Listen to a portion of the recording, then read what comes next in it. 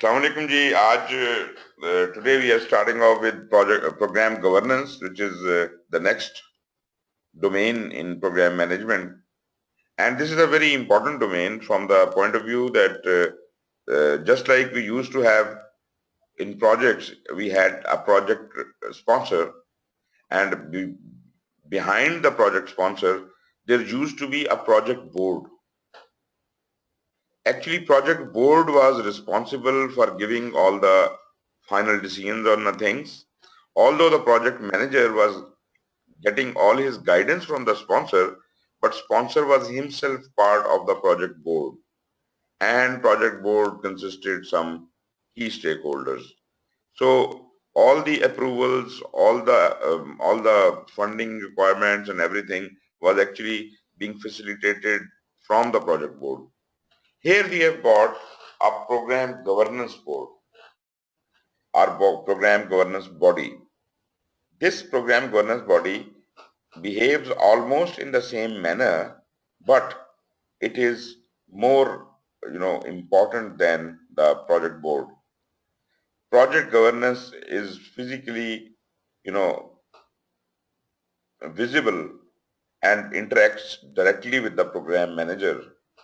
Therefore, there are interaction points where program manager must report to the program governance board or body, and they directly interact with the program manager. That's why they have got a wider role.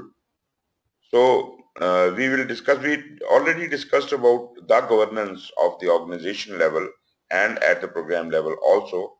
But here we are specifically talking about this domain where program governance body plays an important role in ensuring that the program governance structure which we devised earlier is actually enforced. Moreover, program governance plays an important role in supporting the program. So they keep an eye on the program and provide guidance and decisions whenever required. So what we'll be discussing in this would be naturally the program governance board's responsibilities, then relationship of program governance and the program management. That's what I was saying, that there is an intimate relationship between the program governance and the program management. Then common individual roles related to program governance. What are the individual roles within the program governance? This we'll talk about. Programs as governance bodies. When the governance of the program components is concerned, if that program themselves become a governance body for their components, right? So you can say that they are the governance bodies for the components or the projects. As we remember, we used to have a project governance mechanism also. So the project governance mechanism within the program is governed by the program, and it is governing the projects or the components of the program. So what if programs behave like governance bodies? That point will be discussed there. Lastly, we will look at certain governance activities that support the program management, like you see program management office, program management information system, and so on and so forth. So we will be discussing all that. This is quite a bit of content today, and I hope that we will cover it by tomorrow. We'll finish this chapter by tomorrow. So let's see how it goes. Within the governance board responsibilities, you will see a number of topics being discussed there, and there would be the program governance and the vision and goal of the organization, the upside link, then program approvals, endorsements and initiation, program funding, establishing a program governance plan, progress, success criteria, communication and endorsement, and so on. You see, all of these things are going to be discussed in this chapter, especially in the topic of the responsibilities of program governance board. And in the last one, that was the governance activities which support the program management. That would be program management office, PMIS, program management, knowledge management, audit support, and education and training. These are some of the topics which are discussed in support of program management. Right, coming over to the topic itself, governance. As we understand, program governance covers the systems and methods by which a program and its strategy are defined, authorized, monitored, and supported by its sponsoring organization. So the sponsoring organization is the parent organization, and naturally they have given you some governance structure. They themselves have an organizational governance, and they want to ensure that the program is run exactly according to the organizational governance. Therefore, because programs deal with strategy as well and organizations deal with strategy as well, so the organization has given organizational strategy to the program to implement, and program has further strategized and further devised its objectives, and organization is concerned that program governance should be in line with the organizational governance. Therefore, they have to have this kind of a body which will look at all the systems and methods, develop a governance plan, a governance mechanism, and it will specifically look into the program strategies, how they are defined, how they are authorized, monitored, and supported by the sponsoring organization. Naturally, from the sponsoring organization, this is the program governance body. Program governance refers to the practices and processes conducted by a sponsoring organization to ensure that its programs are managed effectively and consistently. So consistency is an issue, and it says to the extent feasible. You see, if we try to bring consistency and we lose the feasibility of the program, that is not recommended. So we will try, because program are big entities, and if you are trying to tailor them to the same design, all the programs cannot be tailored exactly in the same way. But we will try to bring the consistency to the extent it is feasible. And naturally, we want to manage the program governance. Governance wants to manage the programs most effectively. Program governance is achieved through the actions of a review and a decision-making body. As you understand, higher the body, lesser have they their interference into the daily life of the program. So governance board is the highest echelon in program, and they are not actually involved in the work of the program. The person who is sitting up there is usually more powerful, holds more decision power, but at the same time, he may not have the technical reach and expertise as the people working within the program do. Therefore, the physical control of the program remains with the program manager and naturally his team, but somebody has to look over them and see and review whatever actions the program manager and his team are taking. Are they valid actions? Are they correct actions? And moreover, whenever there is a decision to be made, they interfere and make the decision. Rather, program manager himself brings up those issues which demand some decision from the higher body. So they are charged with endorsing or approving recommendations made regarding a program under its authority. So because it is a higher body, naturally it can be consulted for decision making and all that, but they have to have a very close contact with the program, and they have to have an eye on the program, and they can always send in, endorse or approve recommendations. So although this is management by exception, but I would say it is a little more cautious in nature.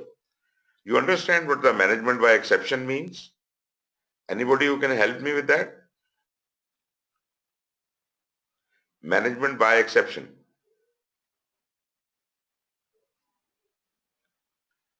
Case-to-case handling, something like this.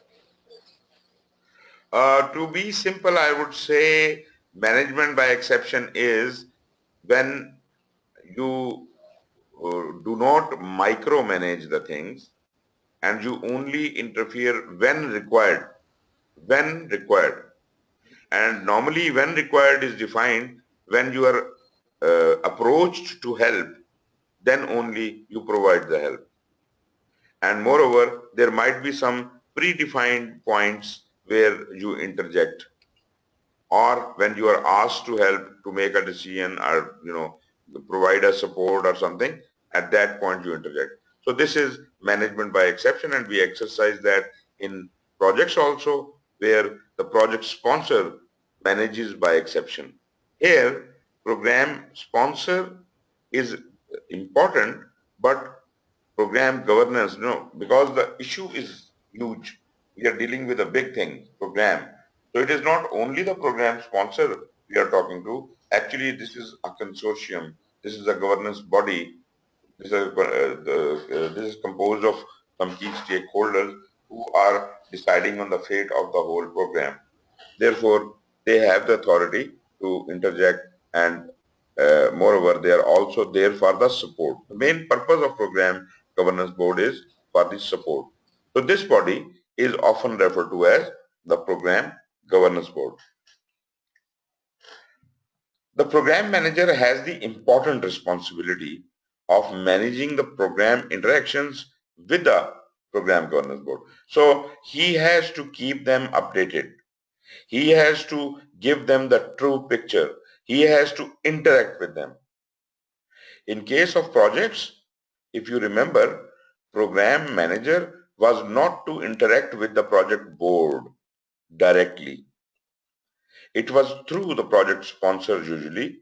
He used to be answerable to the project sponsor, and project sponsor used to get the decisions from wherever. Maybe it was project board, it was not. But project board was not a compulsory body. Therefore, all the responsibilities uh, of decision making and providing support and whatever was with the project sponsor in that case. And even PMBOK does not really mention the existence of a project board. The existence of the project board is more clearly defined in Prince 2. Anyways, here we understand that there is definitely a need for a governance board, and that governance board is responsible for providing appropriate support for conduct of the program. That is the core function of program governance board. They support the program. It is for the betterment of the program, facilitation of the program. The means required to do the program are made available, or the help required for program in decision making or resources or whatever, this is made available by the program governance board. Program governance may also refer to the systems and methods by which a program team monitors and manages the component projects and subprograms. So the whole mechanism, the whole setup of monitoring and managing the components of the program are actually designed as such and provided as such by the program governance. Governance of components and subprograms is often achieved through the actions of the program manager and the program team responsible for the integrated outcomes of the program. Now, working under that governance structure, which was approved and designed by the program governance board, program managers and his teams work according to that, remaining within that sphere, and they achieve their targets of integrated outcomes of the program. Such a responsibility may be called component governance. So, in case program manager is further governing downwards towards the program subprograms and the project components, that would be the responsibility of the program manager. Then the program manager becomes the sponsor for all its components, and therefore he has the authority of governing them. So the component governance is done by the program manager. Effective program governance supports the success of program. Naturally, if we can effectively work exactly according to the program governance structure, then these are the benefits which we'll get. We will have established clear, well understood agreements. There is no ambiguity as to how the sponsoring organization will oversee the program, and conversely, the degree of autonomy that the program will be given in pursuit of its goals. So, if you are clear what is your authority and what is your responsibility, what is in the hands of the governance board and what is in the hands of the program, then all the responsibilities and authorities are clearly understood. There is a well understood agreement what is my power and what is your power. So governance board knows uh, what is what a program manager can do and should do, and where should they interject, ensuring that the goals of the program remain aligned. So when they are always having an eye on what you are doing, and they are always judging whether whatever you are doing is in alignment with the strategic vision, operational capabilities and resource commitments of the sponsoring organization, that means your program will always remain in alignment with the organization.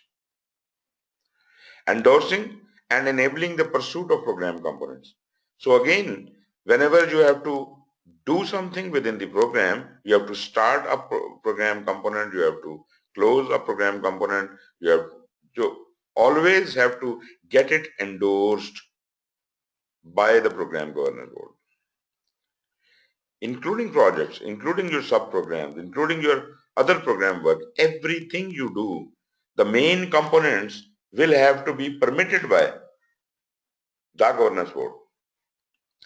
And this is not something new.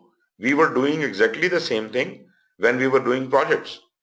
We divided the projects into phases, and whenever a phase was to be initiated, there had to be a charter developed for each phase. And when a phase was completed in project, we had to, for the project governance, we had to go to the project sponsor, and he would physically come and check if the results have been achieved.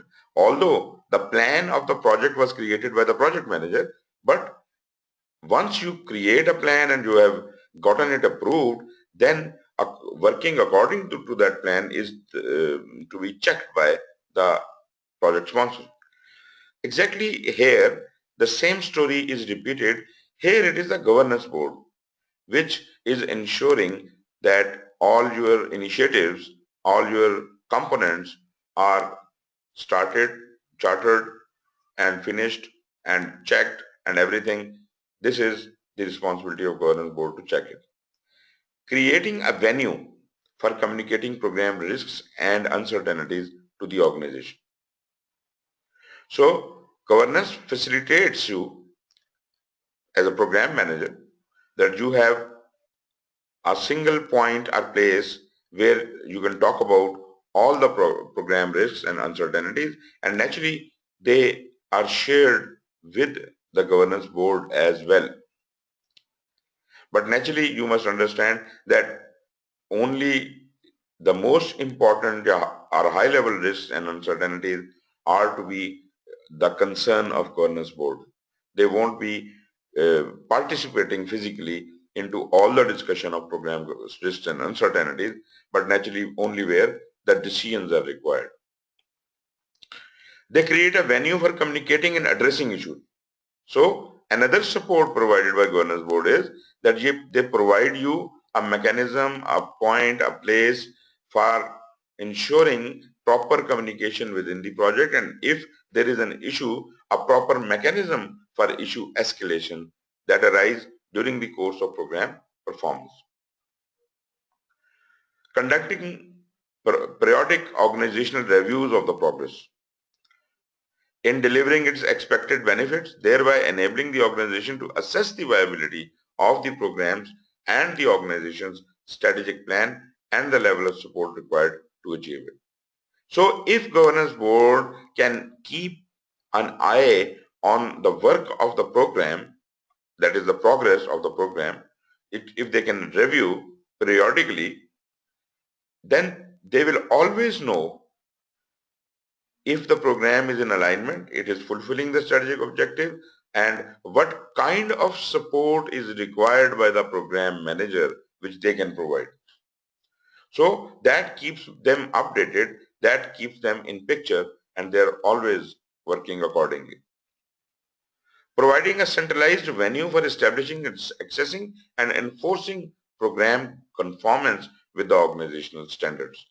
One was the organizational objective, but at the same time, now we are saying, are we working exactly according to the organizational standards? So this is also checked there.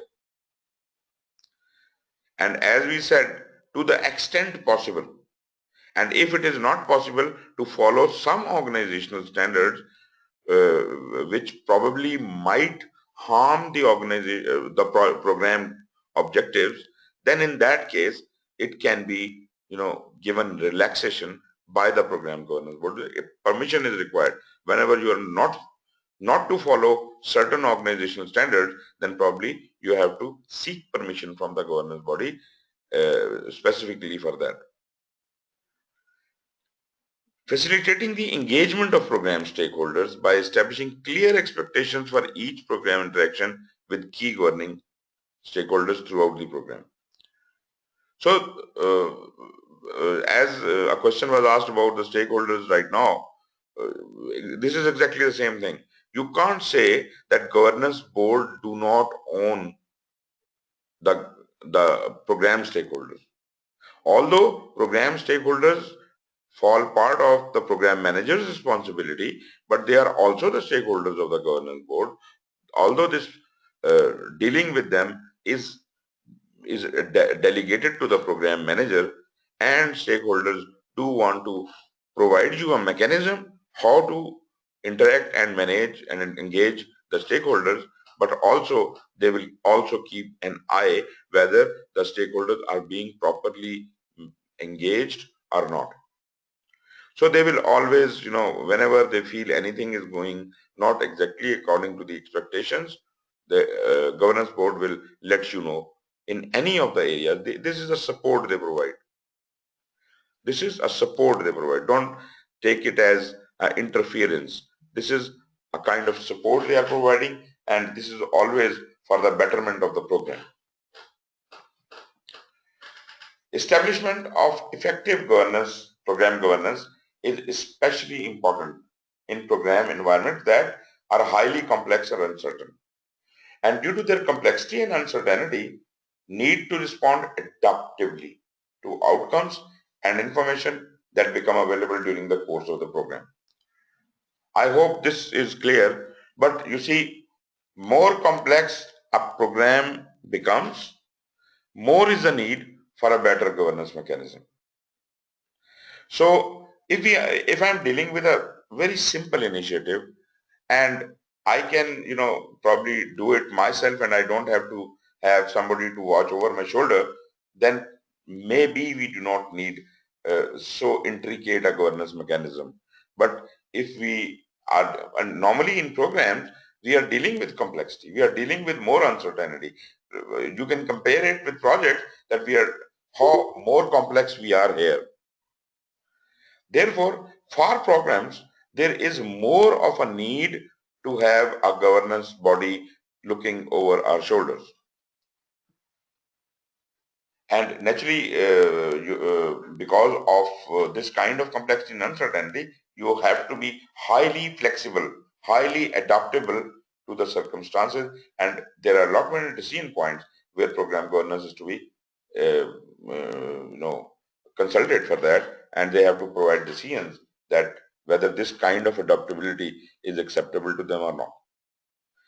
Program governance processes make it possible to clarify the organization's vision to facilitate alignment of the program to organizational strategy. This is self-explanatory. Program governance, the whole and sole purpose is to keep organizational vision, organization strategy in alignment with whatever the program is doing, and this is what the organization process should mainly do. These processes enable the periodic balancing of the program demands with the current organizational capability. During the process, during the conduct of the program, which could be a lengthy period, uh, the organizational capabilities may change, organizational objectives may change, program demands may change. So they also have to watch the periodic balancing of all these things, and in case there is a change, then accordingly it has to be amended into the mandate and everything, and program has to be realigned accordingly. They enable the organization to monitor and, as necessary, authorize or limit changes to the activities performed as part of a program. So any changes to the program are actually going to be vetted by the governance board. So they will authorize or limit the changes to the activities performed as part of a program.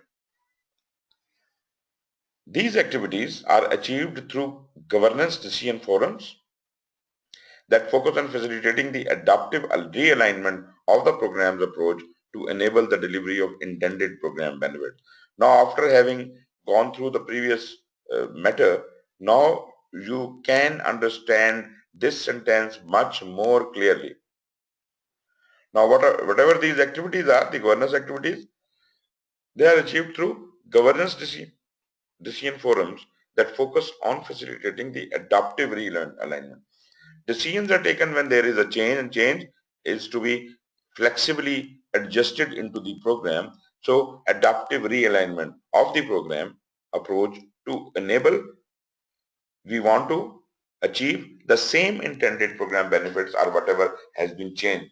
So we are focused on delivery of those things, and therefore we are making relevant alignments and changes, and governance is to help us do that. Program governance processes are fundamentally different from the project governance processes, which focus more rigorously on the control to ensure the execution of the projects according to the defined constraints of scope, time, and cost. You see, projects do have a governance structure, but the sole purpose of that is whatever has been planned must be executed. And if there is any change, the change could be in the scope, time, and cost. You just have to define these constraints and focus on achieving your results by balancing them.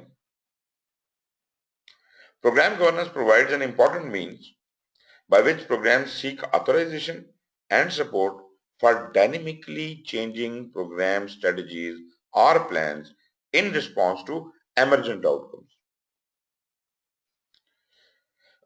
So whenever program manager thinks that there are many things which are dynamically changes, and all the time it is not possible for governance to um, conduct a meeting and decide on that, so they must provide some program strategies or plans in response to emergent outcomes. Maybe some kind of delegation from governance to the program manager to deal with the flexibility and change on his own. This authorization and support is also required.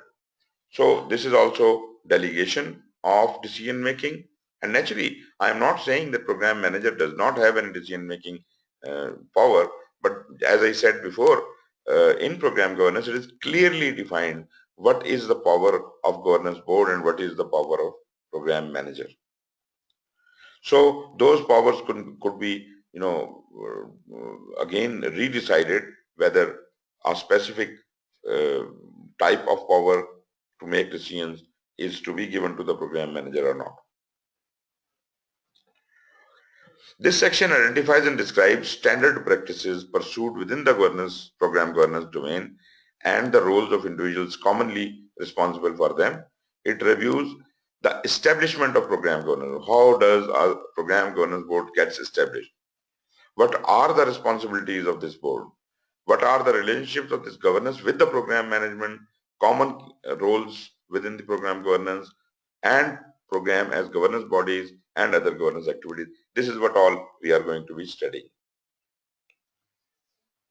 Now, focusing on the program governance subtopics, first of all is the program governance boards. So, what are they and how they are? The majority of organizations seek to ensure appropriate program governance by establishing program governance boards that are responsible for defining and implementing appropriate governance systems and methods. So what we demand out of a governance board is that they should provide us a governance system and method. Like in a country, the governance, it is just not the rules made in the parliament. This is a system and method how the criminals will be checked and caught. So that is through a proper mechanism, a system. The government has to provide that system. So governance boards are going to be providing the mechanism, the system, the methods which will ensure that the program governance requirements are fulfilled. Although the work to be, abiding by the governance will be done by the program manager and his team, but the tools they need are provided by the governance board. Effective program governance boards are usually staffed by individuals who are either individually or collectively recognized as having organization insight and decision-making authority that is critical to the establishment of program goals, strategy and operations plan, and who are able to ensure that sufficient resources are available to achieve the targeted program benefits. Now, look at it. The members of the program governance board, number one, they are senior people who understand the strategy, who understand the program goals, and also the operational plans. And they don't not only understand, they have insight into them. They have got decision-making authority. So we are talking about some senior executives here. And they are not only aware about the organizational strategy and all that, but they are also fully aware about this program and what are the program benefits and how are they going to be achieved. So they are crystal clear about the whole strategy thing as well as the purpose of this program and the ultimate outcome of this program. They are very well aware about all this thing, and also they hold major responsibility. They know, they understand everything, and they are decision makers. So I would say these would be something like executive vice presidents or whomsoever senior people who are sitting in the organizational executive bodies. These are people coming from that cadre. Program governance boards are usually composed of executive level stakeholders. Now, it is not only the organizational people, but the composition of organizational governance board will include some key stakeholders. These stakeholders might be from the customer side, the user side, the contractor side, or from your own organization side. But generally speaking, normally it is led by somebody from your own organization, headed by somebody within your own organization. So these stakeholders who have been selected for their strategic insight, technical knowledge, functional responsibilities, operational accountabilities, responsibilities for managing the organization's portfolio. So there must be somebody from the portfolio management, and or abilities to represent important stakeholder groups. If there are representatives from the contractor side, there might be a number of contractors throughout the life of the program. So somebody is present here from the contractor side, somebody is present here from the customer side, somebody is present here from our own organization side, and this whole setup may have any number of stakeholders. The governance board may have any number of governance board stakeholders included in the governance board, but the minimum I would say would be three. One representative of organization, one representative of the end user or customer or whatever you want to say, and one representative of all the contractors. Anyways, often program governance boards include senior leaders from the functional groups. Our own organization, their functional department heads might get this responsibility. They are responsible for supporting significant elements of the program, including, for example, the organizational executives and leaders responsible for supporting the program component projects and programs. So in a way, we are saying that all those who have got direct connection with the project from the perspective of senior leadership, from the perspective of support and strategy and any other way which concerns at the executive level is uh, part of the program governance board. Staffing program governance board is in this way improves the likelihood that the program governance function will be well positioned. So all the decision makers, all the people who may carry varying opinions, and they are decision makers in their section, whatever cadre they are representing, so they will be able to sit together and be able to decide for the betterment of the organization and the program to efficiently address issues or questions that may arise during the performance of the program. So essentially we want that all the issues and problems uh, of the program must be addressable, and all those who have to give decision on those things must be included in the program governance board. We should not be taking those points out of the governance board and getting them approved from somewhere else. So all decision makers who have to give any kind of decisions regarding program or availability of certain resources or something, so those should be sitting here. Ideally, program governance boards ensure that programs are pursued in an environment that is rich with appropriate organizational knowledge and expertise, well supported by cohesive policies and efficient processes, and empowered by their access to those with decision-making authority. So this summarizes it all. As we said earlier, the people sitting here must be having the organizational knowledge and expertise, senior level, well supported by the cohesive policies and efficient processes, alignment with the strategy and everything, and empowered. They must be decision makers from all areas from where the decisions are going to be coming for the program.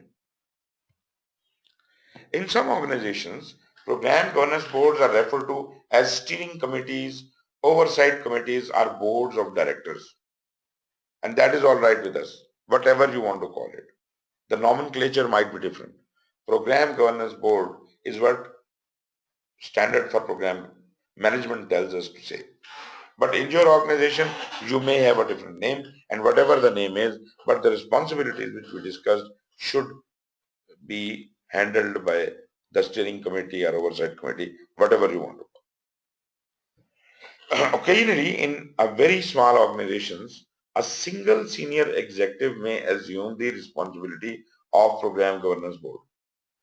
If it is not a big program and it is not a big organization, then we don't need to have so many people in the governance board. We could have only one, and that only one person, who is that one person, that should be your sponsor. Establishing a single program governance board that is accountable for all critical elements of program oversight within an organization is considered to be the most efficient means for providing effective agile governance oversight. So what it is saying here is that maybe if this is the scenario that you have got not you have a very small organization and it is running a number of programs, then you can have one single program governance board established to look after all the programs, right? But if there is complexity, every program can have its own dedicated governance board. However, under certain circumstances, some programs may need to report to multiple governance boards. Why? If there are more than one governance boards for the purposes of looking after various programs, why I should be reporting to another governance board? That is when the programs have interrelatedness. If something I do in my program can affect another program which is ongoing or which will start later or which has already started. So if any program is affected by my program's decisions, then I may have to report to the other governance board. Maybe this is one way of putting it. Then another way is maybe this program we are supporting is a joint venture of three different organizations, and every organization from their perspective have developed their own governance board, and each governance board looks after the decisions they control. Maybe the funding organization is uh, responsible for all financial decisions and another organization for all technical decisions. So these three organizations may have their governance boards, and maybe the program manager is answering to them all. But it would be preferable if we can create a common governance board out of these governance boards. Rather than reporting to so many people, it would be much better if we could we could report to only one single uh, governance board. I'm not asking you to eliminate the governance boards of those three organizations. They may function as they are functioning, but you can create another governance board for the program which could be uh, you know interacting with those three governance boards. There could be many ways of putting it, but we have explored uh, various mechanisms by which governance boards can be formed and the level of governance boards we can form out of it.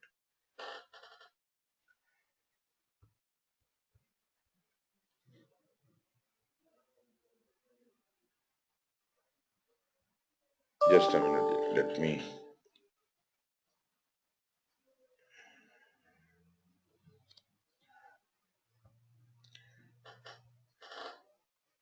Now coming over to the program governance board responsibilities.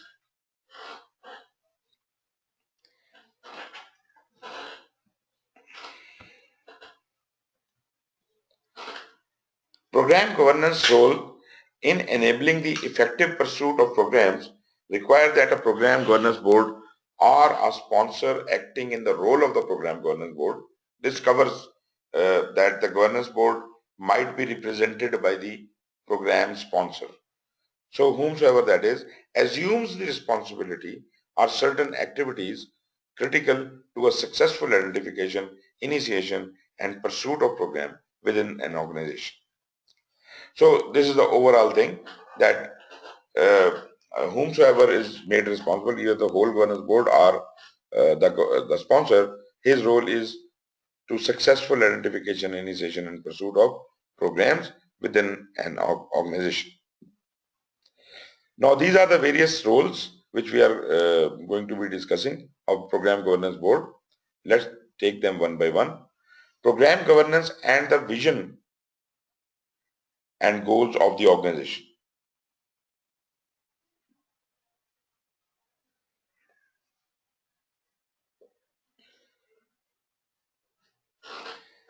The vision and goal of the organization provide the basis for strategic mandates that drive the initiation of some programs.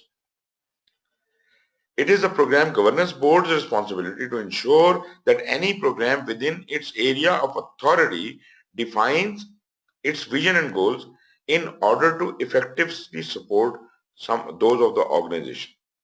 So you see, as we have already been discussing this, there are the visions and goals of the organizations behind which you create your organizational strategic objectives. And then out of that strategic objective, you create a program. You give the one of the strategic objective to a program, and that program then tailors its vision, its mission, its goals and objectives, and starts working according to that. So this is the responsibility of Program Governance Board to ensure that any program within its area of authority, the area of authority is the strategic objective given to this program. So he defines his own vision and goal just according to that. He does not diversify. He remains within the limit of the strategic objective given to him in order to effectively support those of the organization. So whatever is the vision and goal of the organization, that must be effectively supported. We should not be creating our vision which is beyond the vision of the organization or which is not in line with the organization. Then is the program approval, endorsement and initiation. In some organizations, the Program Governance Board also assumes responsibility for approving each program's approach and plan for how it will pursue program and organization goals, and for authorizing the use of resources. This is the simple matter of delegation. How much program governance wants to delegate to the program manager. If it is a very sensitive program, probably program governance board would like to do this, getting involved with every approval. And by the way, this is common. This is, this is a good way of keeping an eye. This is not micromanagement. Micromanagement is when you start interfering in the job of your subordinate. The responsibilities which have been given to your subordinate, you are trying to do those responsibilities, then that is bad. But if you have predefined that I will approve each and every part of your project program, then this is already known. You are not overstepping. So this is normal that you approve each program's approach. Yes, of course, you should plan for how it will pursue the program and organization goal. You are not concerned how successful it would be, because that is the responsibility of program manager and he has designed it. But we are more concerned that your program approach and goals and mechanism is actually going to serve the organizational goals. And for authorizing the use of resources to support component projects, sub-programs, and other program work. Well, this is not the governance body doing that. This is, you are making it convenient for the program manager for ultimately, providing resources to their component project programs and sub-program work in pursuit of that approach. So that approach has to be approved first by the Program Governance Board. Only then it will be made possible that the resources can be released to them, and ultimately program manager can assign them to the required components. These approvals occur before program initiation and early in the program definition phase. So all these approvals which we are talking about, this is part of the program initiation. Rather, it is done before the program initiation, and this is done in early program definition phase. And what are they? Program charter approval. The Program Governance Board approves the program charter, which authorizes the program management team to use organizational resources to execute the program and links the program to its business case and the organizational strategic priorities. Program business case approval. The Program Governance Board's approval of the program business case serves as a formal projection of the value that the program is expected to deliver and a justification for the resources that will be expected to deliver it. So the two things we have already studied, program charter and program business case. This is where Program Governance Board interacts with it. When the program charter is approved, this is the body which authorizes. This is the signatory. Program Governance Board will give the charter for the program. And similarly, they will also receive the business case in the final form and they will give the approval of that. And only when the business case has been approved, only then other things can be done. But remember, these are not in sequence. It is not the charter approval first and the business case later, but it's just listing of two items. These are the responsibilities that these approvals are to be done by the Program Governance Board. As far as the program funding is concerned, an important role of Program Governance Board is to ensure that programs are funded to the degree necessary to support the program plan as approved. So, if you have approved a program, then how do you expect it to conduct its activities and projects and components without proper flow of funding at necessary times? So, to the degree necessary to support the program plan, this is important that funding must be provided as per the approved program plan. Otherwise, naturally, your program is going to suffer. Often program funding is provided through a budgetary process, just like in project management. So you get the budgets approved beforehand in accordance with the program plan which has been approved by you. That is controllable by a governance board responsible for oversight of several programs. So if you are looking after one or more than one program, even then you would be controlling some kind of budget for that set of, or maybe there is a separate department who is controlling the budget and you have the authority to. Sir ji आपकी voice काफी drop हो रही है, अभी भी काफी लंबा pause था, मोर देन 30 सेकंड. ओके, कितनी देर पहले, मतलब कहाँ पे था मैं? I think it was around 30 second जो है ना वो डैश वो था, पॉज था. उससे पहले भी जो है ना वो ड्रॉप हो रही है रिपीटेडली. अच्छा, मेरा आई डोंट नो, इसमें भी मेरे एंड पे ना हो, बाकी लोग में भी कमेंट कर सकें. नहीं, वो है प्रॉब्लम कोई, मतलब नेट में प्रॉब्लम कुछ ऐसा है कि कभी कभी आपकी भी जैसे आवाज नहीं आती कभी. बट एनीवेज, चलो सर काइंडली फिर रिपीट, थोड़ा सा रिपीट कर दें लास्ट 1 मिनट की जो आप. ओके, प्रोग्राम फंडिंग ठीक सर, यहाँ से प्लीज रिपीट. इससे पहले कोई मसला नहीं था सर? ऑन एंड ऑफ थोड़ा सा पॉज आता है, लेकिन I think that was okay, वो कनेक्शन बन जाता था फिर भी. ओके, अबाउट प्रोग्राम फंडिंग हम ये कह रहे थे कि ये this is a important role. Governance board has to ensure that the appropriate funding which has been approved in the program plan by them must be provided to the program manager, and normally they control the budget, and if they don't and some other body is controlling the budget, then they will facilitate and ensure this support that the budget is allocated as per the program plan. Generally, as I said in the second point, it says that is controlled by a governance board responsible for oversight of the several programs. So if the governance board itself is looking after more than one program, then it must have its own budgetary allocation. So in that case, it is controlling its own budget. But if this governance board is only looking after this program and it doesn't have any budgetary powers, then in that case, the whomsoever is the authority for allocating the budget, either they should somebody from there should be part of the governance board, or governance board should have authority enough to guide them to ensure that budget is allocated at appropriate times.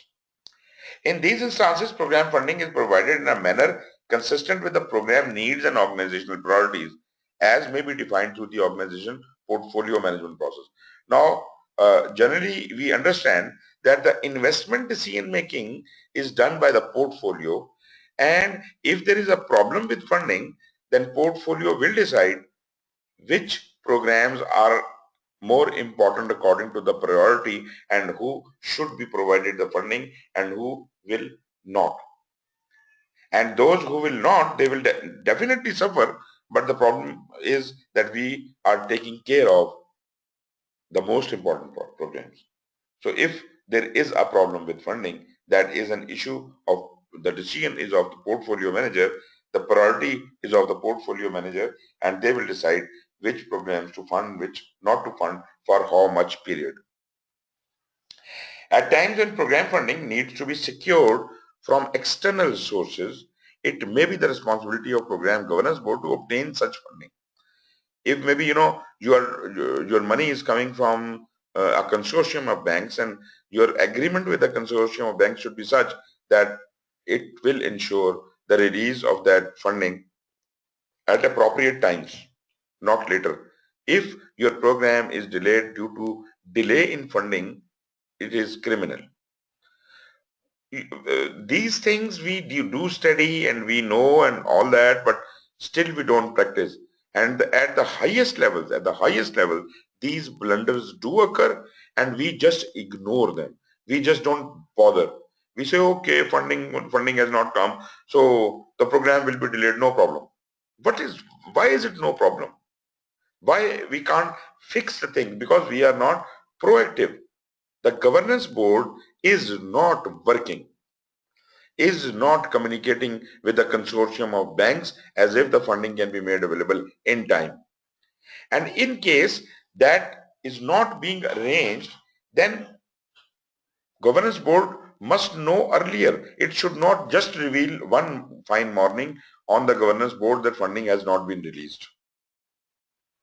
They should know beforehand. They should be interacting with the banks and all that, all the financiers or whomsoever is providing the funding, and they should have a very clear picture. And in case the funding is not coming, they should make alternative arrangements, or they should inform the program to, work accordingly.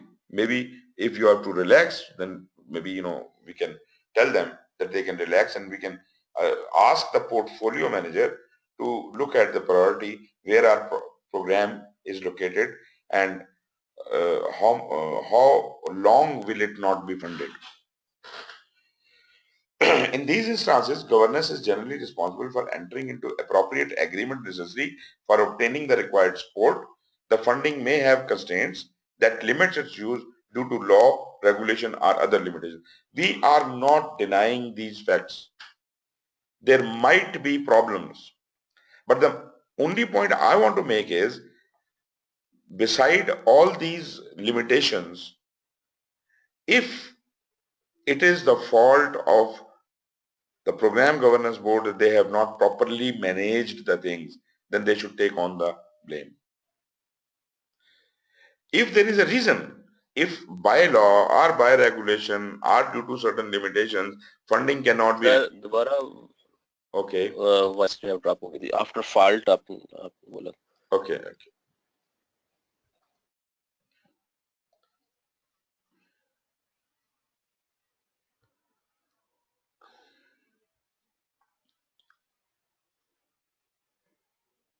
Okay, जी मैं...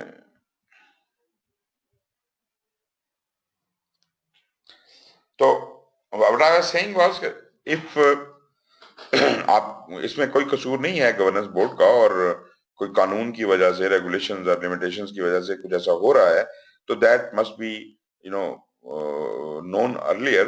पता होता है ना law क्या है और क्या हिसाब किताब है. आप मतलब ये कहें कि जी you are so ignorant of the law कि आपको पता है कि हम इससे ज्यादा इन्वेस्टमेंट अलाउड ही नहीं है एक वक्त में करना, और आपने उतनी इन्वेस्टमेंट की बात कर दी हुई है और सारे कॉन्ट्रैक्ट उसके हिसाब से बनवा लिए हुए हैं, सारे एग्रीमेंट्स उसके हिसाब से हो गए, और जब फंडिंग करने की बारी आती है तो उस वक्त गवर्नमेंट कहती है कि ये तो जनाब गैर कानूनी काम है. सो ऐसा कुछ ना हो. यू सी, लॉज जो बने हुए हैं वो पहले के बने होते हैं. वो आज एक दिन में तो नहीं बन जाते कि जी अभी आज प्रॉब्लम पता चली है. आपको पहले से पता होना चाहिए था. अगर आप इतनी बड़ी और जिम्मेदारी की जॉब के ऊपर बैठे हुए, गवर्नेंस बोर्ड में बैठे हुए, तो मतलब कहने का मतलब ये है कि देखा जाए तो प्रोग्राम गवर्नेंस के लिए प्रोग्राम जो है वो उसका बच्चा है, वो उसका क्लाइंट है. और उसको फैसिलिटेट करना और सपोर्ट करना उसका फर्ज है। तो इस हवाले से ये इस किस्म की चीजें जो है, नेचुरली मैं ये नहीं कह रहा कि प्रोग्राम को गर्दन पकड़ लेगा जाके गवर्नेंस बोर्ड की, प्रोग्राम तो बेचारा नहीं कर सकता, लेकिन गवर्नेंस बोर्ड के ऊपर भी तो किसी ने गर्दन पकड़नी है, उसको भी तो कोई पकड़ेगा भाई तुम क्या कर रहे हो। तो गालिबन जो ऑर्गेनाइजेशन का सीईओ है या ऑर्गेनाइजेशन का जो एग्जीक्यूटिव बॉडी है, ये उसके अंडर आती है ना, तो वो फिर उसे पूछेंगे भाई आपने कितना नुकसान करा दिया हमारी कंपनी का ये डिसीजन करके। सो जो भी एरर है, जो भी जहां पर भी गलती हुई है, वो तमाम चैनल जो हैं वो जवाबदेह होने चाहिए और उनको उनके हिसाब से उसका अप्रोप्रिएटली देखें। कंपनी को इस एक डिसीजन की वजह से अगर कोई नुकसान होता है तो इसका मतलब है वो इस एक आदमी की वजह से नुकसान हो, उस एक आदमी से उतने पैसे रिकवर करो या कुछ तो करें आप उसके साथ। चले मैं मान लेता हूं कि कुछ चीजें ऐसी होती हैं ऑर्गेनाइजेशन में कि वी से कि we will organisation will take the blame for that, organisation इसको अपना नुकसान शो कर देगी, बट इट्स नॉट ऑलवेज। कुछ कुछ ना कुछ तो तरीका होना चाहिए जिससे आप गलती को पकड़ सकें।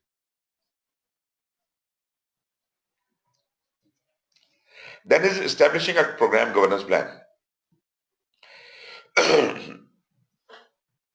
Program governance begins with the establishment of organizational processes and practices for oversight of the program.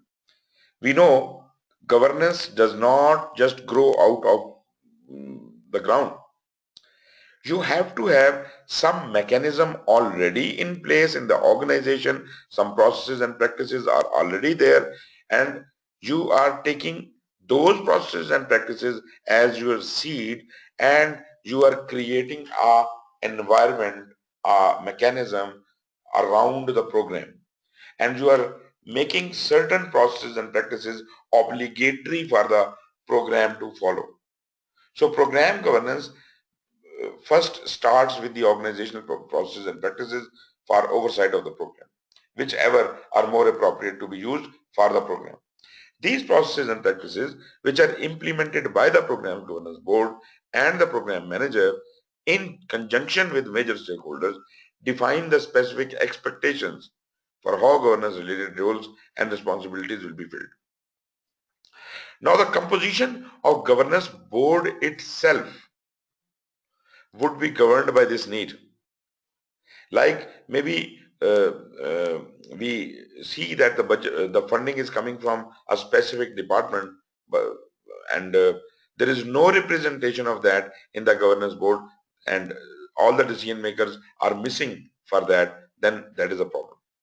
So we have to have the decision maker from for budgetary purposes from that department included into the governance board.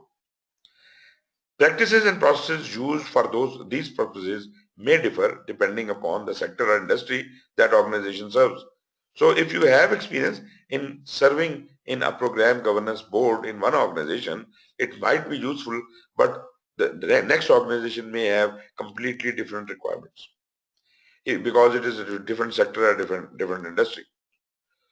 Governance of programs in such diverse fields as national or local governments, aerospace and defense, banking and financing, and pharmaceutical development may have remarkably different needs based upon the unique political, regulatory, legal, technical, and competitive environment in which they operate.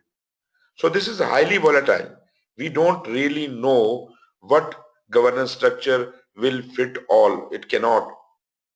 One governance structure cannot fit all. It cannot be the same type of governance mechanism which can be applied to everybody. It will differ from country to country, organization to organization, culture to culture, industry to industry. So this will differ. In each case, however, a sponsor organization seeks to implement governance process. So this is a constant that the sponsoring organization will require to develop a governance mechanism that enable the organization to monitor the program pursuit of program goals and objectives. So this is the purpose while remaining in compliance with the organization needs. So just keep this purpose in mind and then look around where you are, what kind of program it is, and what kind of rules and regulations apply to you, what is the political climate, what is the industry you are working in, and then devise your own governance mechanism, and your governance board composition should be exactly according to that. Now, establishing a program governance plan, effective governance ensures that the strategic alignment is optimized and that the program's targeted value and benefit are delivered as expected. So more you are aligned to that, more optimized you are.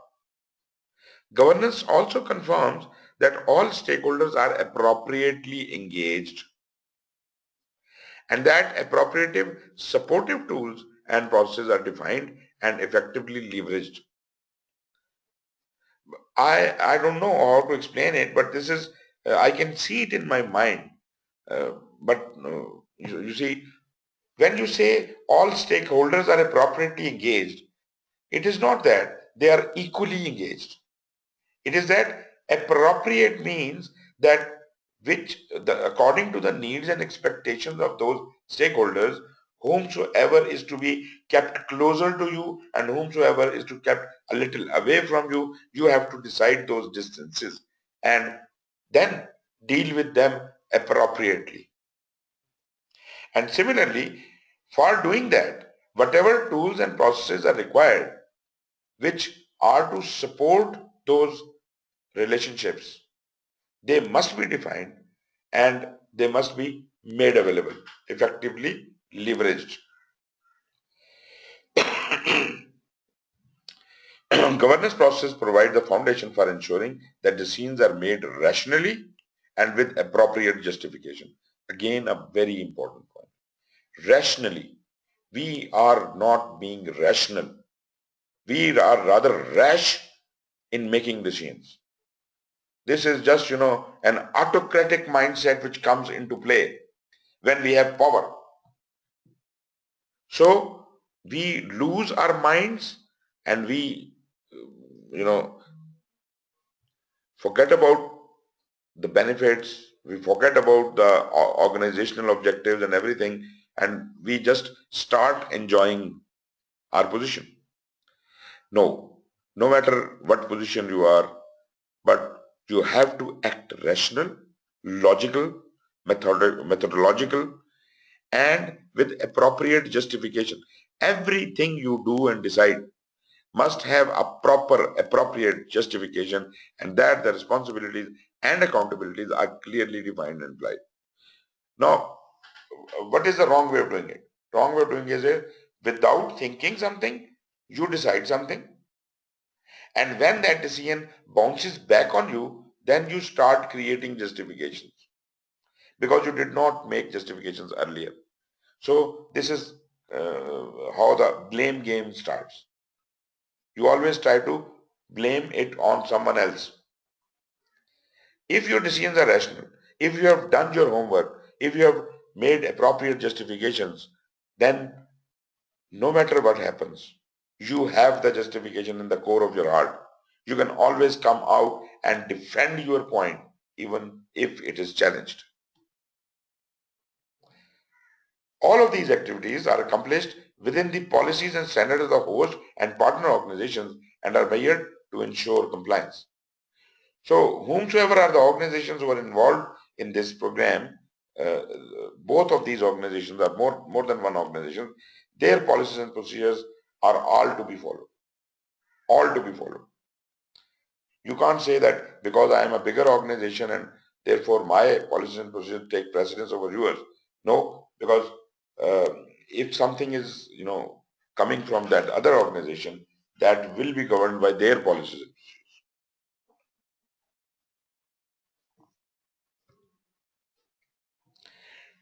To facilitate the design and implementation of effective governance, many organizations prepare documented description of each program governance structure, process and responsibilities.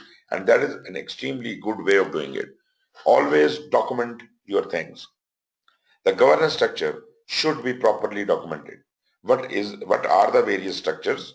What are the various processes? Who are responsible for what? And what are those responsibilities? Such descriptions are summarized in a program governance plan. So in a way, this is the content of the program governance plan. In some organizations, the program governance plan is provided as a subsection of the program management plan. So what do you think? Who is creating this? Who is creating the governance plan?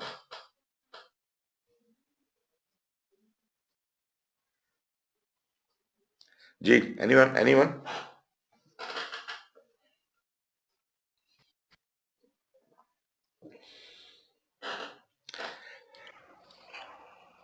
जी जी तो governance board बनाएगा, programme manager help करेगा उसमें. Exactly, बिल्कुल सही कहा आपने. Basically, governance board is responsible for developing it, but with the help of program manager. So governance board will ask program manager to provide a sketch of that, or develop a program governance plan for their review. That program governance plan will form part of the program management plan. And sometimes in some organizations, this program governance plan could be a separately approved document, or it could be approved as a part of program management plan, or it could be a separate approved document.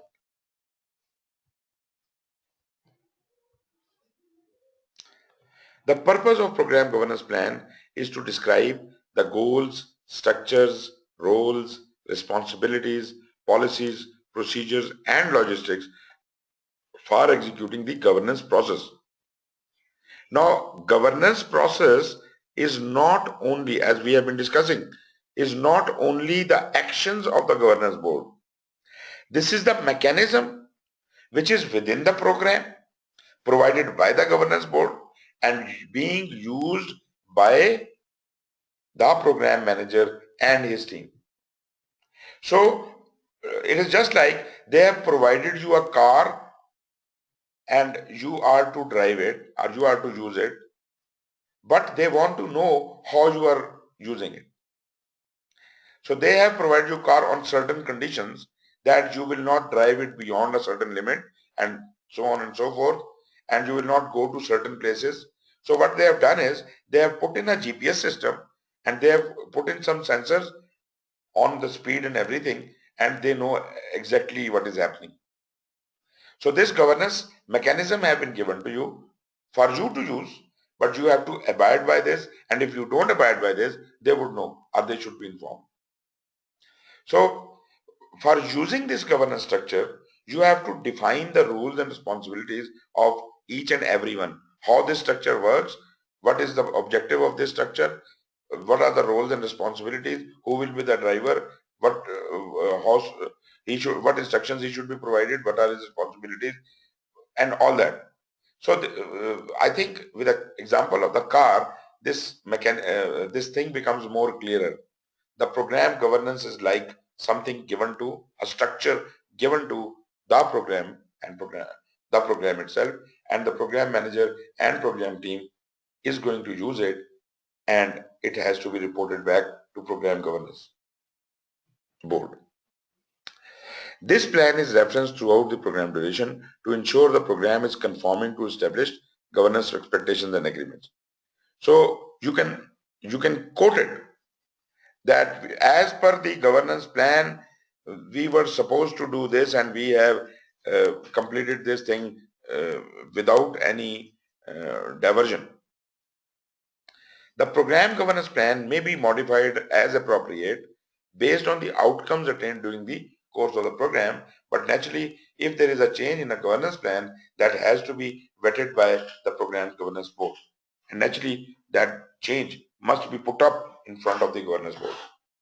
It is generally accepted good practice to ensure that modifications are effectively communicated to those stakeholders responsible for program governance and program management.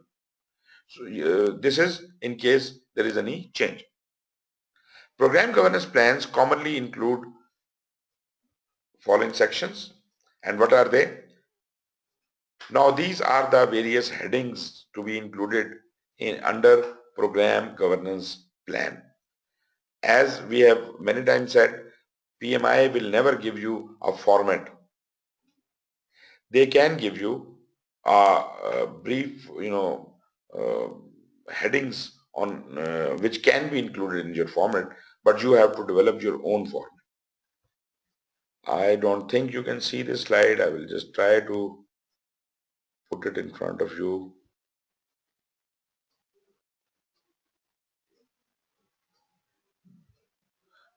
Just a moment, please.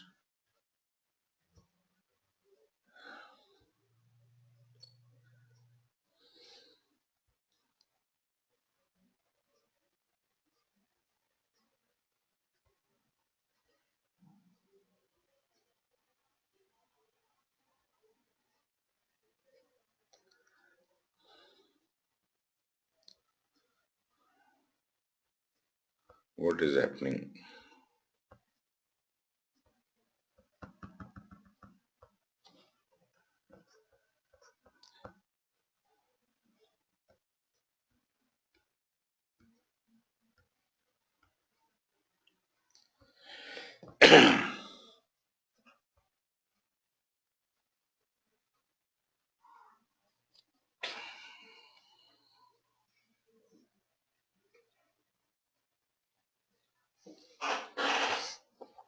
Okay, so these are the headings. Program goals summary. So these are the goals of the program, not of the organization strategy, not of the organization. So these under the organizational strategy, you will develop your own goals. So these are the program goals. Then what is the structure and composition of the program governance board? Definition of individual roles and responsibilities. Planned governance meetings. So when will the governance meetings happen? This is again depending upon the availability of the members as well as the importance of the program. Planned phase gate reviews. This is when a phase ends, that is a time when the phase gate review. So this is to be, the roadmap will tell us when a phase is expected to complete, and at that point the governance board will meet and they will be responsible for approving um, whatever components have been completed at that point and allowing the next one to start. Component initiation criteria. What is the criteria of starting an initiation of a new component, and is it fulfilled or not? Whenever a component is closed or is transitioned, what are those criteria? Periodic health check. How would the governance board know how the projects are going? You see, though they are having the reviews, though they are having these criteria and interactions, but this is not enough. They have to have some mechanism of providing a cross section at any point of the program. So for that purpose, they could devise many mechanisms, and health check is one of such mechanism which has a random, a random check kind of a thing. You can, it's just like, you check the temperature of a patient through a thermometer and anytime you feel like.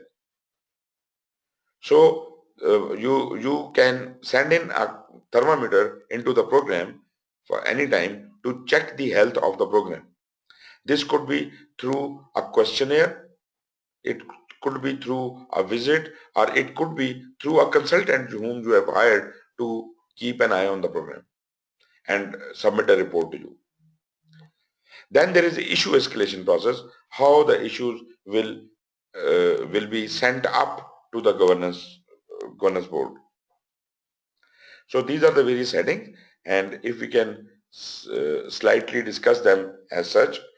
As far as the program goal summary is concerned, this is the list of all the goals of the program for each of its constituent components and program's intended delivery of benefit. So this goal will describe what this program is to achieve and what are the components and what benefits they will yield. It documents and communicate how the pursuit of those goals within the components will be monitored and measured by the program governance board. So interference of program governance board in the monitoring and measure is explicitly defined in this document. Structure and composition program governance board, as is self-explanatory, it describes uh, who will compose of the program governance board, what will be their roles and responsibilities, and how the governance process will be implemented by the board. Then the definitions of individual roles and responsibilities. Program governance plan identifies and describes roles and responsibilities of key stakeholders.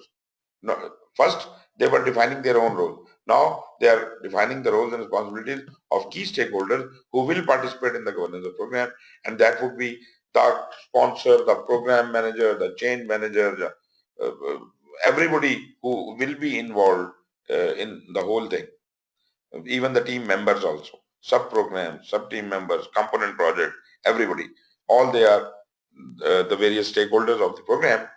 So governance plan will define their roles and responsibilities. And if they are defined, naturally everybody would know their limits. Moreover, the plan defines who will have decision-making accountability and authority with respect to key decisions made by the program governance board. Then are the planned governance meetings. Governance plan should contain a schedule of anticipated program-related governance meetings and activities, such as scheduled expected phase gate reviews. Expected, because the phase has yet not finished. How can you give an explicit date? But still, you can, calculate what could that date be. So that is the expected date you can give. Then when the program health checks can be made and required audits can be done. Moreover, it should provide guidance for the scheduling of additional governance meetings or activities by defining criteria for their schedule. When can a emergent governance meeting be called? For example, for review of the program outcome that may influence the program approach or program resourcing needs. This is an emergency. So for this emergency, what is the procedure of calling a governance meeting? So maybe if there is an impact of a specific, more than a specific amount on the program, you may say that this probably dictates for immediate governance meeting.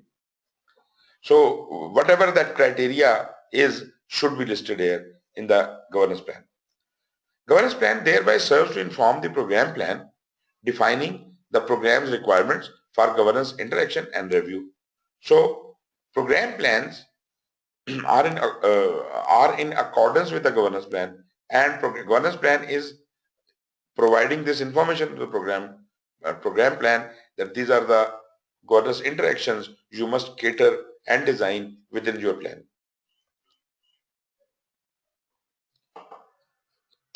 Then in planned governance meeting, we have the phase gate reviews, and phase gate reviews assess the program progress and outcome at the appropriate times in the program plan, which is pre-decided to enable governance to approve or gate the passage of a program from one significant program phase to another. So when we pass through one phase of the program to another, then this governance meeting must be held. They must come and approve it, and only then you should be allowed to pass on to the next phase. The program governance plan outlines the planned program phase gate reviews, the decision criteria or goals that will need to be achieved at the time of the review and their expected timing. Phase gate reviews also provide an opportunity to assess whether a program is delivering benefits in accordance with the program benefit management plan or not. So benefit management plan, which we have stated earlier, is also, the conformance to that is also checked at the phase gate review. Then the component initiation criteria. Phase gate review often precedes the initiation of new program component. When a phase is finished and a new phase is starting, then probably new components are starting, and that is the point where the component initiation is granted in order to confirm the program governance board's continued desire to initiate investment into such components.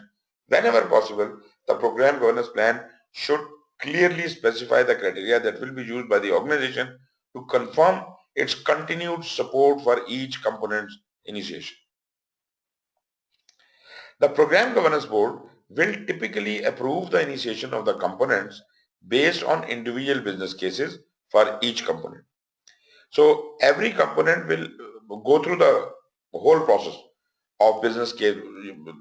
The business case we have discussed earlier was the program's business case. Now every component will have its own business case, its own justification within the program, and that has to be approved by the program governance board.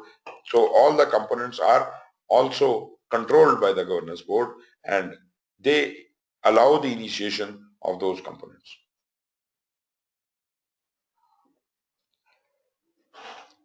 Component closure or transition criteria. When this is also a phase gate, this is the end phase gate of our phase, and we are entering into transition or another thing. So whenever a component is closed, again a phase gate of other governance reviews may also be scheduled to authorize the closure or transition of new program components. Program governance plan should clearly specify organizations' expectations of activities that will be completed as part of closure or transition of a component of the program plan.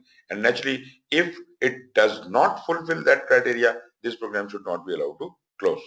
This component should not be allowed to close. Periodic health checks.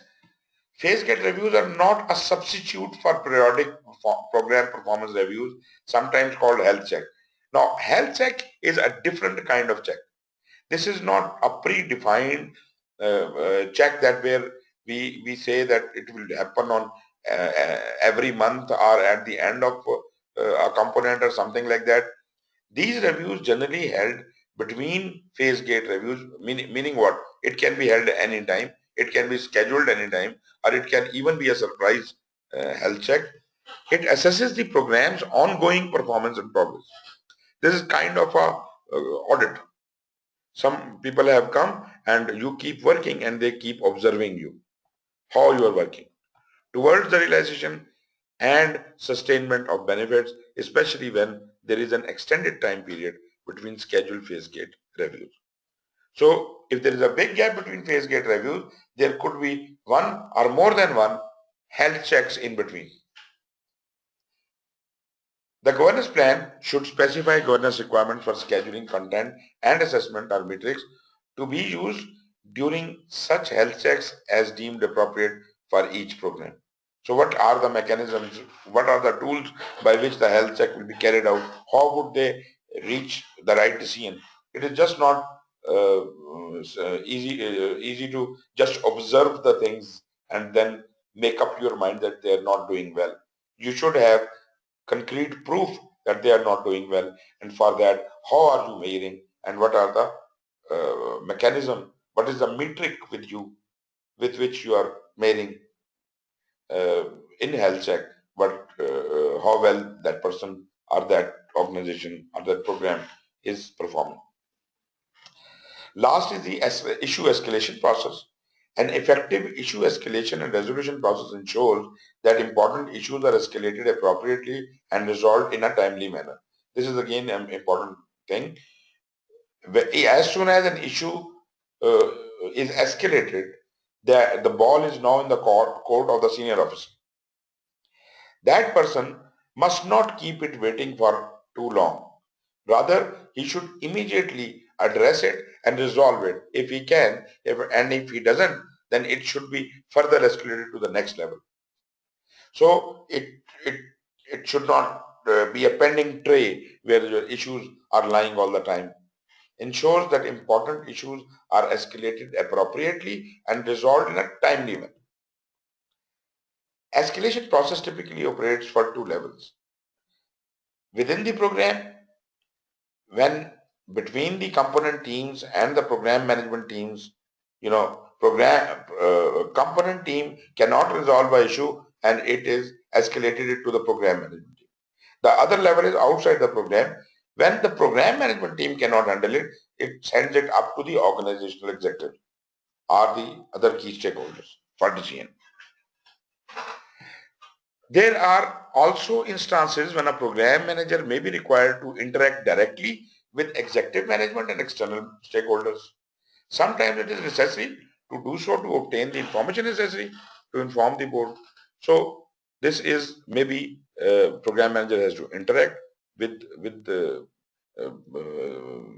executive management or external stakeholders. Sometimes it is necessary to do so, obtain more information about something. Governance plan should describe the expectations for issue escalation at all levels to ensure that the organization clearly defines its requirements for engagement of governing stakeholders at the appropriate times for effective issue resolution.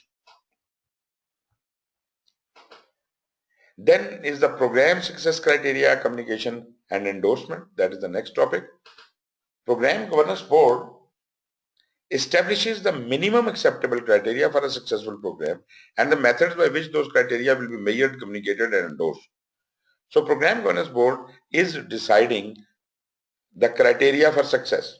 How would they know, how would they be sure that so far whatever has been done is done correct, and whatever has been the program which has been completed or a component which has been completed, this can be declared successful.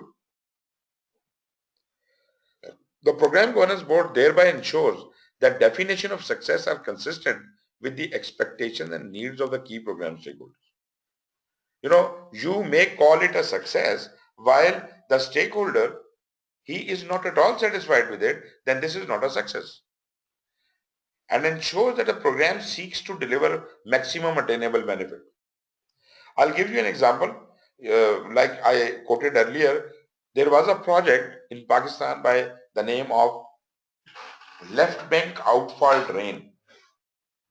That project took a lot of time, a lot more time than what it should have taken, and it was a failure otherwise. But the donor agencies and the government of Pakistan decided to close the project incomplete, and they declared it a success. They said only this much job has been done and this is 80% successful. Whereas it was a complete disaster. It did not give any benefits whatsoever, but still the claims were for the success. So the success criteria should be so foolproof and it should cater all the key stakeholders, and their opinion should represent the success and ensure that the program seeks to deliver maximum attainable benefit.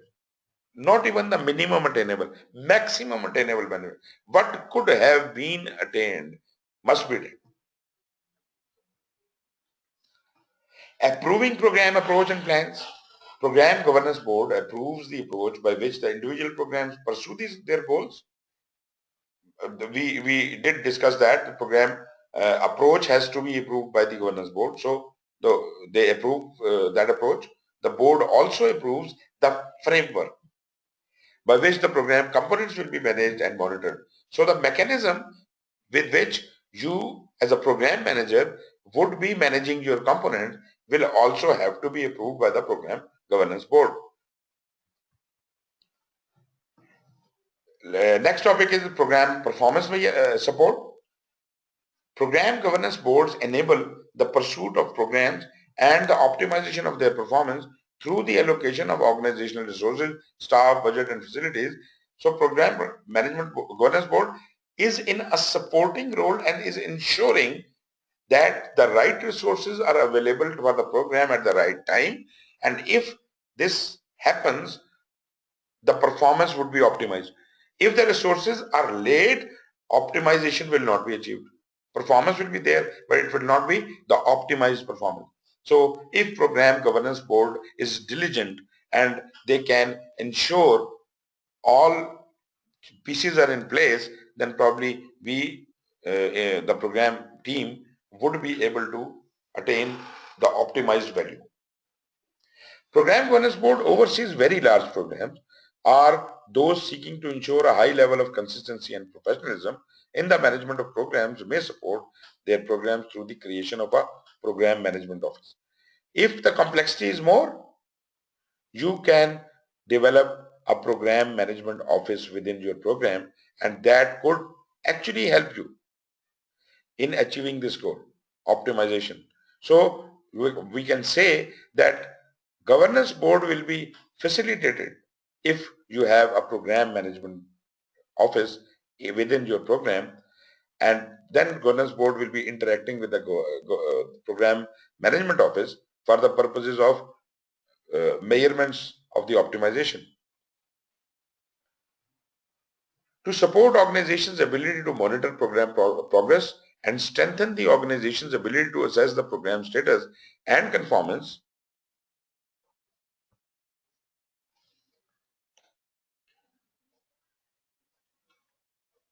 just a minute.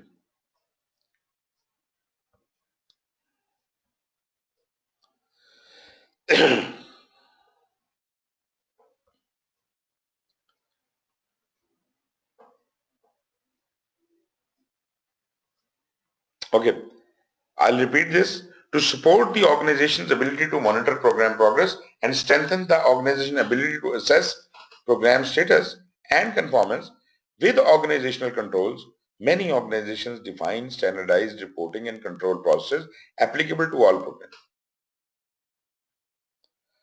The Program Governance Board often assumes responsibility for assuring program compliance with such processes.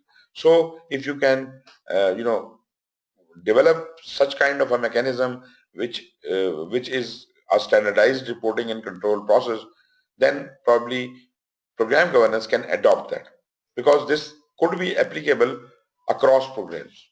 So if you have made it for one, it can be applicable to all programs.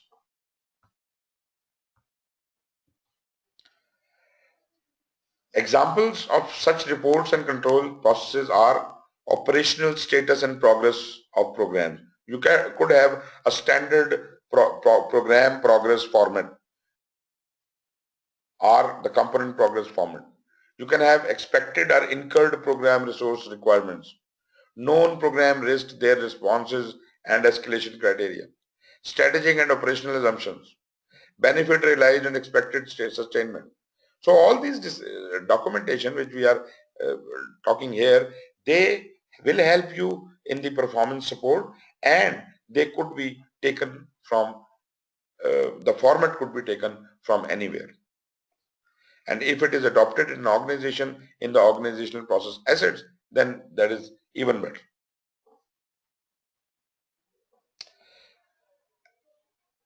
Next topic is quality planning, quality standards and planning. Quality planning is an essential element of programs' individual component projects, and subprograms as such is often planned at the component level. However, in certain programs it is important that quality is ensured at the program level. So it says that quality planning generally is supposed to be the responsibility of the components, the projects, or whatever the components are. They are responsible for their own quality planning, quality assurance, quality management, quality control. However, in certain programs, it is important that quality is ensured at the program level.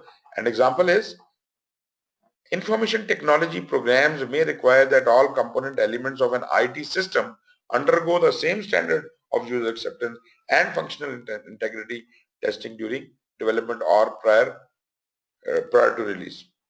You see, what we are saying here is, if there is a requirement of consistency in quality across the components, in that case program will get involved and program will develop a quality management plan of its own, which will guide all the component projects to ensure that consistency to be achieved. Otherwise, if there is no such requirement of having consistency, quality consistency across the projects, then the projects are themselves responsible for their quality. Complex engineering programs may require that the output of each component of the program be subject to same independent quality testing procedures. So if that be the case, then probably the overall program outputs could also be independently tested.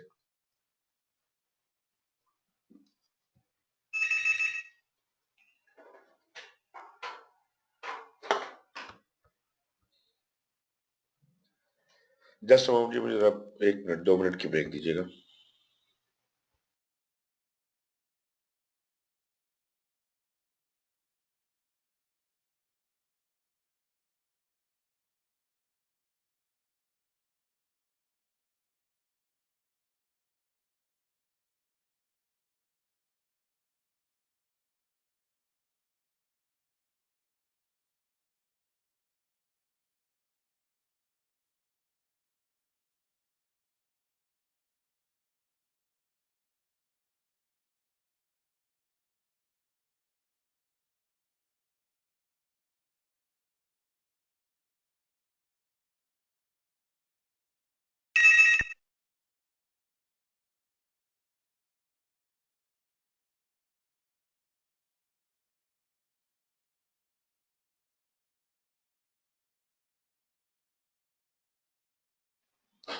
Right, Ji.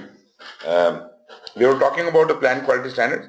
In these cases, the program should develop its own program quality plan, describe the program quality standards, and that are to be maintained by the program manager.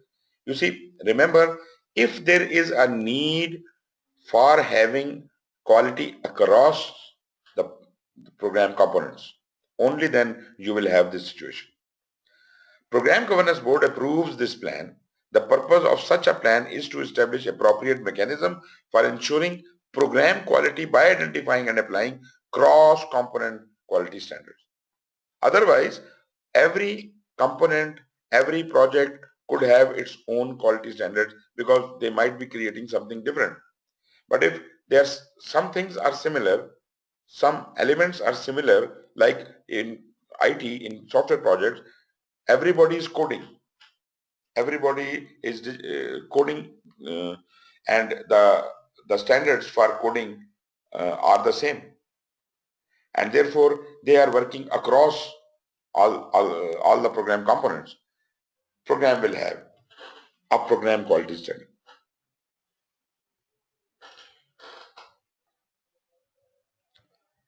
The program quality plan defines minimum quality criteria and standard to be applied to all components.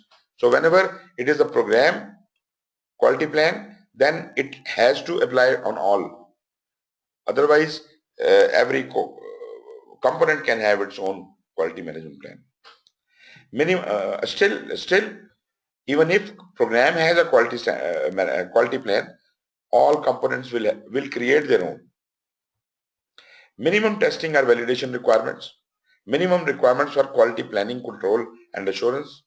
Any required program level quality assurance or control. Roles and responsibilities for required program level quality assurance and quality control. There is a close coupling between this section and the procurement planning, as both can benefit from the standardization. If once you will study procurement in the life cycle, then you will see that there will be certain elements in procurement which had to be standardized. Otherwise, procurement work can be dedicated to projects. They could be separate. But if there is to be some kind of a consistency across the program, we have to have some rules applied there. Similarly, in quality, we said if there has to be some consistency in the work of various components of the program, then we have quality standards to be applied. Monitoring program progress and need for change. Program Governance Board is uniquely positioned to monitor the progress of program in their pursuit of organization goals, working collaboratively with the program manager to maximize the opportunity for success for each program. So I think this is very self-explanatory that Program Governance Board has an eye on everything what is happening, and he can advise the program manager to maximize the opportunities for success. Program Governance Board fills this role by virtue of central role in approving program strategies and plans, establishing reporting and control processes, monitoring program progress, conducting periodic health check, phase gate reviews, endorsing initiation and transition program, and resolving issues. So what is left out of governance? Governance has its eyes fixed on everything. It is a central role which is looking after everything what is happening, although not micromanaging, but at the same time it knows everything. So therefore, governance has this great advantage. The Program Governance Board should be responsible for defining the type of change that program manager would be independently authorized to approve, and those changes that would be significant enough to require discussion and prior approval of the Program Governance Board. Now this is beautiful that as we have discussed in quality, we said all those issues which can be handled at the project level and they do not need to be managed at the program level must not be brought to the program level. So such changes may be changes from the components coming to project manager, and within his reach he can decide them without consultation with the governance board. He should be authorized that much of responsibility. And there must be clearly defined which are those issues, which are those types of changes which are significant nature, and they will have to be brought in front of program governance board. Working with program manager, the program governance board shall be well positioned to provide support when changes need to be made in programs planned project or activities. So they will work together to resolve the issue, because program governance is always there to provide support to the program manager. The program manager, program management, program team, its members of the program governance board or other stakeholders may initiate change requests. So change requests could come from anywhere, from within the program, from the board, or from the stakeholders. It could come from anywhere. Such requests may occur for a variety of reasons. However, in practice, they are commonly stimulated by newly realized or anticipated outcome of the program as a consequence of an uncertainty that the program had faced in constructing and approving its previous plans. So, if there is something uncertain happening in the program and people either see that a certain benefit is not going to be achieved or a new opportunity has risen, only then such program level change requests would be likely to come. In the program environment, the need for change may be viewed as an opportunity to respond adaptively, flexibly to evolving circumstances and to ensure that the program remains best positioned to deliver its described benefits and value. So basically we want that. We want to realign things towards the same intended benefit. So we are bringing the changes to bring the program back on track. But sometimes it has to, the deliverable or I should say the benefit of the program will also move its space. It also changes. So in that case, the tracking or alignment would be then to the new intended benefit. The program manager and the program governance board should embrace this need and work collaboratively to ensure that the necessary changes to ensure benefit delivery are pursued. Requests for change may be derived from any of the large number of elements related to good practices in program management.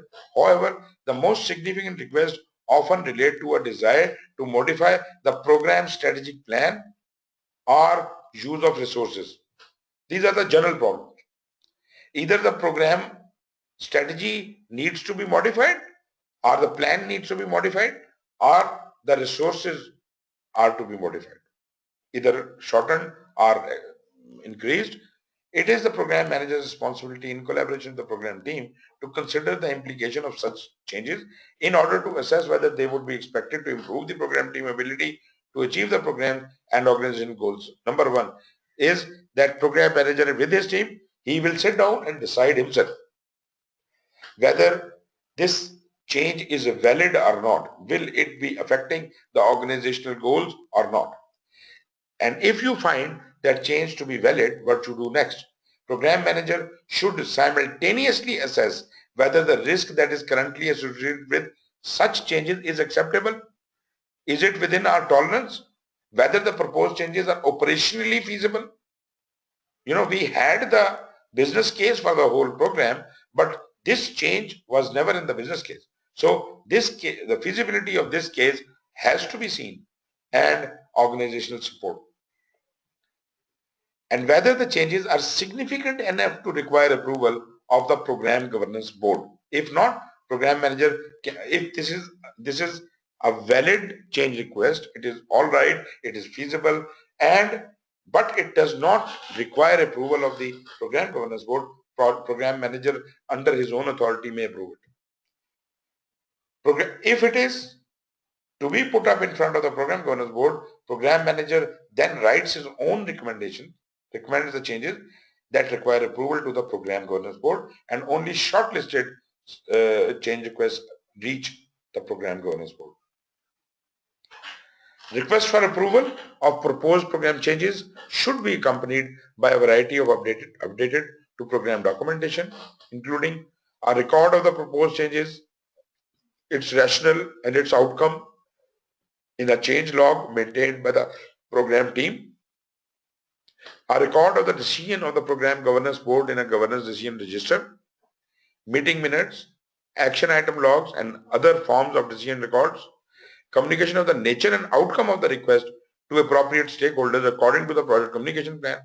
So now we are referring to all the different knowledge areas which will be discussed in the program lifecycle domain. Updates to the program governance plan and the program plan. Updates to the component project and the sub-program plan are warranted. Revised program budget or funding, revised program structure where appropriate, and revised roles and responsibility metrics at program level if appropriate. Then are the phase gate and other decision point reviews. Next topic, the program governance board reviews programs at key decision points in their plans. We have already discussed what is a phase gate. Now that is the point where a program is reviewed.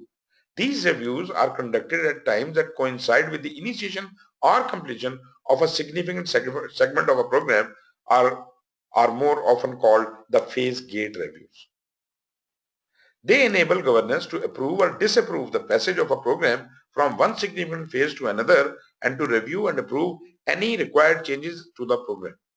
So this is the very good point. The phase gate is a very good point where we can decide to continue, pend, or approve any changes. Program Governance Board may request phase gate updates of a program's progress at times that would support the review. So it can check at when the program has stopped for the phase gate review. It is just like, your bus is going to Lahore and it stops for, some time, and at that time you take some meals and refresh yourself. This is where you have stopped, and now in this time Program Governance Board is inspecting everything. Strategic alignment of the program and its components is checked. Outcome of a program's component activities to assess the actual versus planned realization of the program benefits. Risk that the program faces to ensure that the level of risk remains acceptable. Program resource needs and organizational commitments and capabilities for fulfilling them, and stakeholder satisfaction with current program performance. So whenever there is a phase gate, we will probably be looking after all these things. So this kind of a quick inspection will tell us where we stand. And naturally, only if the required parameters are fulfilled, then the phase gate will be approved, otherwise it will not be approved. Okay. Other decision point reviews may be held to support the decision-making needs of the organization. For example, these reviews may include program reviews held in support of portfolio management and budgeting process. Through the conduct of reviews, the Program Governance Board has the opportunity to confirm its support for continuation of the program as defined. Alternatively, the Program Governance Board may initiate or support recommendations for adaptive changes to the program strategy or plan to improve the program ability to pursue and deliver its intended benefits. Let me see where we are.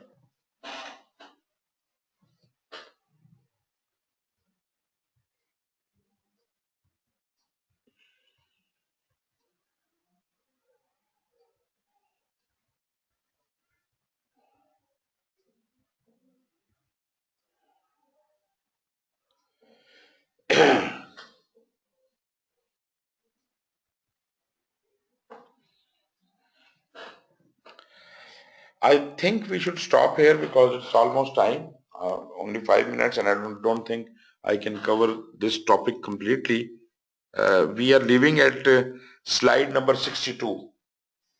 So just remember that we have left on slide number 62 and we will start from here tomorrow. Any questions from your side? Today I have been again speaking a lot as usual, and I did not listen to any one of you whatever you wanted to say, but you see, now is the time. Sir ये project के अंदर जो change control board होता है वो change उसका approve करता है। अगर गवर्नेंस बोर्ड जो है ना उसको ये अथॉरिटी नहीं दी थी तो फिर वो ये चेंजेस अप्रूव नहीं कर सकेंगे। आप मुझे बताएं चेंज कंट्रोल बोर्ड प्रोजेक्ट में होता क्या है? मतलब प्रोजेक्ट के हवाले से जो होता है सर। कहाँ होता है? मैंने तो नहीं कभी देखा। पीएमबीओके में कहाँ मेंशन है प्रोजेक्ट कंट्रोल, ये कंट्रोल अपना चेंज कंट्रोल बोर्ड? जो प्रोजेक्ट जो प्रोग्राम के अंदर होगा ना सर। नहीं, मैं जो बात पूछ रहा हूँ, पीएमबीओके में कहाँ मेंशन्ड है कि चेंज कंट्रोल बोर्ड होता है और कहाँ होता है? सर वो पीएमबीओके में इसका कोई पता नहीं। हल्का सा जिक्र कहीं एक आध जगह पे मिल जाएगा। इट इज नॉट, उधर क्या कहा जाता है, वो कहते हैं जी चेंज रिक्वेस्ट लेके जाए स्पॉन्सर के पास। उसकी वजह यह है कि स्पॉन्सर के पीछे क्या होता है, पीएमबीओके इज नॉट कंसर्न।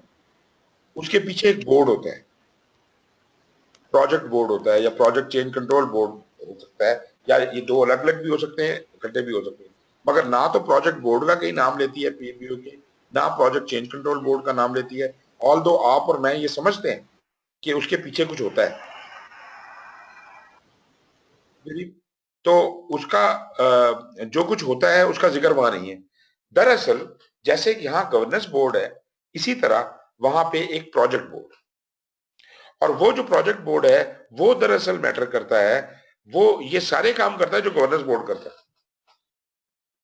वो प्रोजेक्ट के हवाले से वो सारे काम करता है। इसका मतलब है change request is send to that project board, उसी को आप चेंज कंट्रोल बोर्ड कह लें।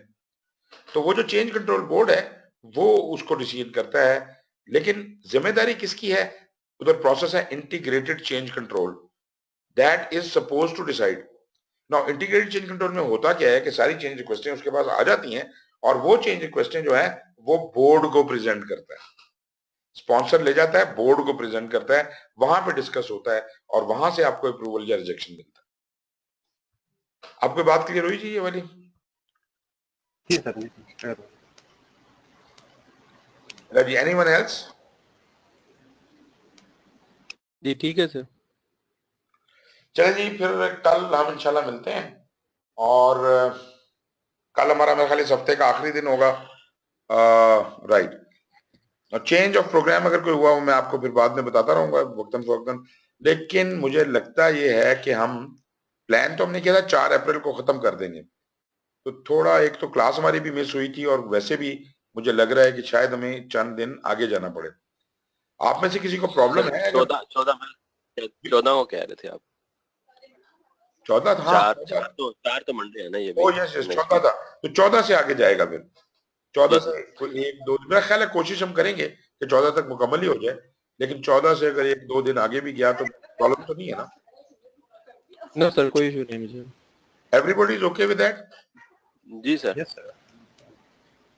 सर एक क्वेश्चन जी है जी, कि वो कल आपकी ईमेल रिसीव नहीं हुई थी नहीं मैंने वो नहीं भेजी, टेस्ट के बाद। और मैं ऐसा करने लगा हूँ कि मैं अभी सारे क्वेश्चन और सारे आंसर्स पूरी किताब के जो हैं वो सारे मैं इकट्ठे जी आपको वहां पे रख देता हूँ वन ड्राइव के ऊपर।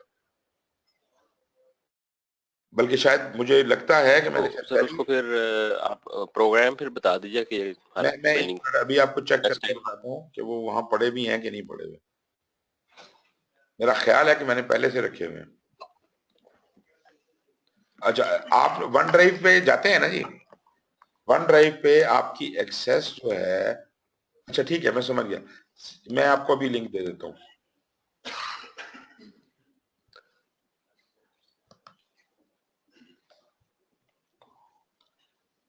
ये मैं चैट में लिख रहा हूँ, यहां से आप इसको उठा लीजिएगा। ये लिंक है जी सारे क्वेश्चन आंसर्स का। ये मिला जी, सब मिल गया? जी सर लिंक आ गया सर। इसमें सारे क्वेश्चन आंसर हैं हर चैप्टर के। जो 5 आपके वो जो है ना 9 नॉलेज एरियाज जो हैं जो लाइफ साइकिल में आने हैं, उनके भी 20-20 क्वेश्चन है। 9 into 20 180 क्वेश्चन वो हैं, और बाकी 5 जो आपके डोमेन्स हैं उनके 20-20 क्वेश्चन है, तो 100 ये हैं, तो 280 क्वेश्चन है ये। और इसके अलावा इसमें दो, मेरा ख्याल एक या दो सेट है, एक सेट है 170 क्वेश्चंस का अलग से, वो आप अपनी तैयारी के लिए भी इस्तेमाल कर सकते हैं। ठीक है जी, ठीक है सर, थैंक यू सर। ठीक है सर। ओके जी, टेक केयर, खुदा हाफिज। ओके सर, अस्सलाम वालेकुम सर। है।